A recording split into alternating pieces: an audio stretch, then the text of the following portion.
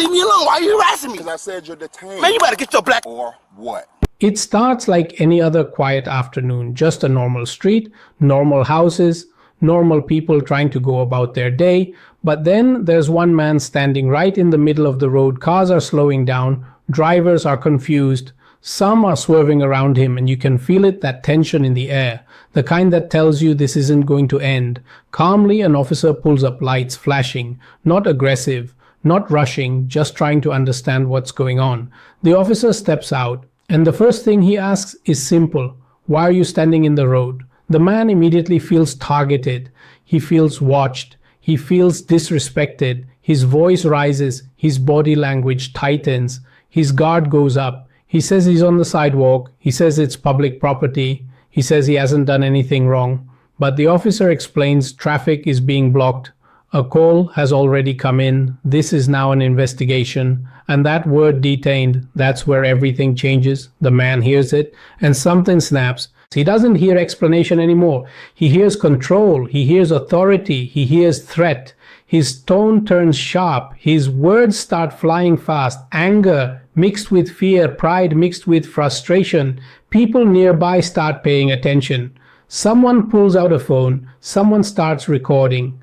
Now it's not just a street encounter, it's a stage. The officer keeps asking for a name, trying to establish control, trying to slow things down. But the man refuses. He believes giving his name is surrender, and he is not surrendering today. Voices overlap, words are repeated. Neither side is backing down. The officer steps closer, not to attack, but to keep the man from walking away.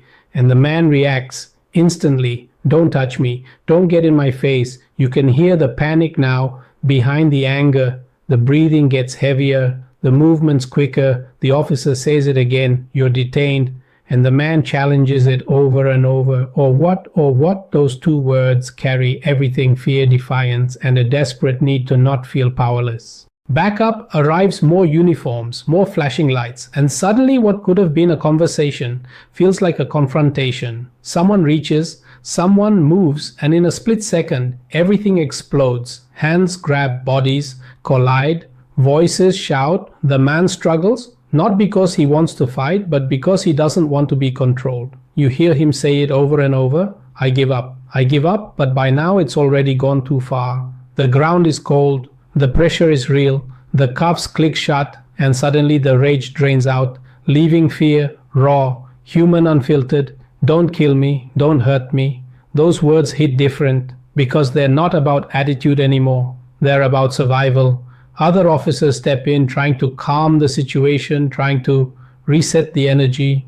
One officer speaks calmly, telling him to breathe, telling him it's going to be okay, but the man can't let it go. He keeps saying it didn't have to be like this, and maybe he's right. Maybe this could have ended differently if pride hadn't met authority, if fear hadn't met force. The officers explain what happened. They say he was blocking traffic. They say there were threats reported. They say he swung first.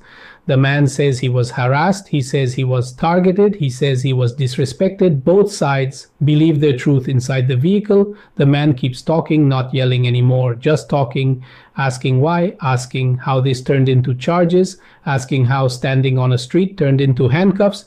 He wants a supervisor. He wants accountability. He wants someone to hear him. But the process keeps moving. Paperwork, procedures, doors opening, doors closing, the sound of a holding cell, metal echo, final.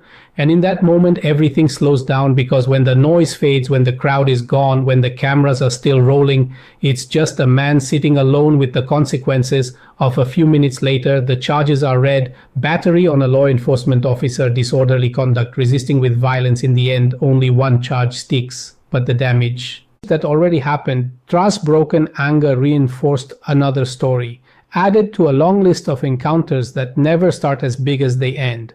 This isn't just a police video. It's a human moment about how fast things can escalate, about how words can turn into force, about how fear can sound like anger, and how one afternoon on a regular street can change everything.